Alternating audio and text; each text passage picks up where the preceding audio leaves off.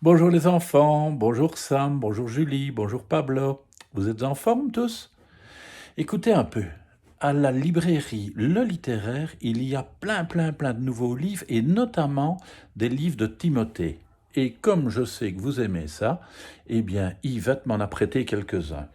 Timothée, aujourd'hui, va nous parler du fait qu'il aime la planète. C'est important, non? Et vous, vous aimez la planète? Qu'est-ce que vous faites pour elle?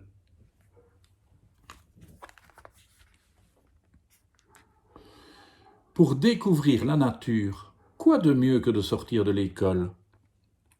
Aujourd'hui, mademoiselle Églantine emmène la classe de Timothée visiter le parc de la fondation Good Planet.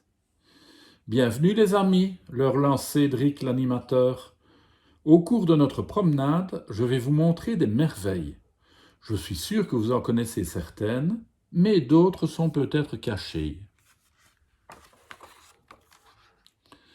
D'abord, un petit tour au potager. C'est comme chez papy, murmure Timothée à l'oreille d'Antoine. Cédric cueille quelques feuilles. Frottez-les entre vos doigts et sentez. Reconnaissez-vous certaines de ces plantes aromatiques? Ça, dit Lila, c'est du basilic et ça de l'estragon. Eh bien, répond Cédric, je vois que nous avons affaire à une experte. Reconnaître les légumes est plus facile. Tomates, courgettes, artichauts, énumère Timothée. Mais les artichauts sont pleins de pucerons, il faut mettre du produit, vite, crie Maxou. Jamais de la vie, le gronde Timothée, les perce-oreilles et les coccinelles vont les dévorer. Il a raison, explique Cédric. Jamais de produits chimiques qui empoisonnent les insectes. Pour comprendre combien les insectes sont précieux, allons voir les abeilles. Vous savez ce qu'elles sont en train de fabriquer? Demande mademoiselle Églantine. Du miel pour mes tartines, s'exclame Antoine. Oui, bien sûr, répond Cédric. Mais à quoi d'autre servent-elles? À faire les fruits, répond Timothée.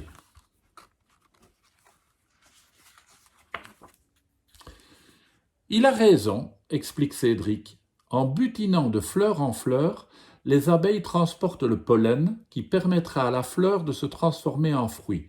C'est la pollinisation. Sans abeilles, pas de pommes, pas de cerises, confirme mademoiselle Églantine. Il est donc très important de protéger les abeilles, continue Cédric. Les bourdons, les papillons, les oiseaux aussi. Burk, des poubelles à côté d'un potager, c'est dégoûtant, dit Maxou.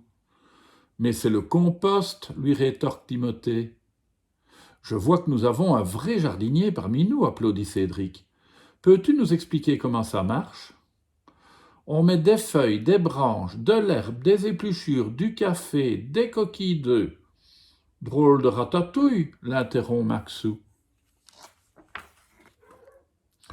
En effet, petit à petit, tous ces éléments se décomposent et forment du terreau parfait pour faire pousser les fleurs et les légumes. Mais il doit y avoir plein de vers de terre, s'interroge Lila. Et des millions d'insectes qui nourrissent et aèrent la terre, renchérit Cédric. Là aussi, interdiction de mettre des produits. Il faut préserver cet écosystème invisible et précieux. À l'oreille de la forêt, Lila aperçoit une plante qu'elle adore. Venez voir, c'est une impatiente. Quand on appuie là, ça explose, c'est trop rigolo. Regardez, explique mademoiselle Églantine. Tous les ans, cette plante se ressème toute seule. Elle fait cela même quand vous n'êtes pas là pour jouer avec elle. La nature n'est-elle pas magique? Soudain, une surprise attend les enfants. Un énorme écureuil avec un pelage bien étrange. Voilà notre hôtel à insectes, s'exclame Cédric. Chaque insecte y retrouve son milieu favori pour s'abriter et se multiplier.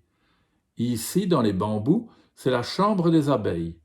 Dans la paille, plutôt celle des perce-oreilles. Mademoiselle Églantine, on pourrait en construire un pour l'école, demande Antoine. Venez voir, s'écrie Timothée, un hérisson. En effet, près d'un tas de bois envahi par les champignons, un hérisson qui n'a jamais vu autant d'enfants se met en boule, apeuré. Lui aussi apprécie les vers de terre, dit Cédric.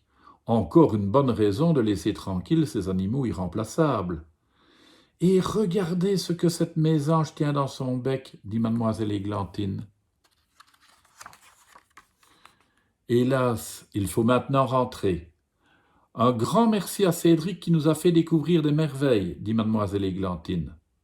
C'est moi qui vous remercie, répond Cédric.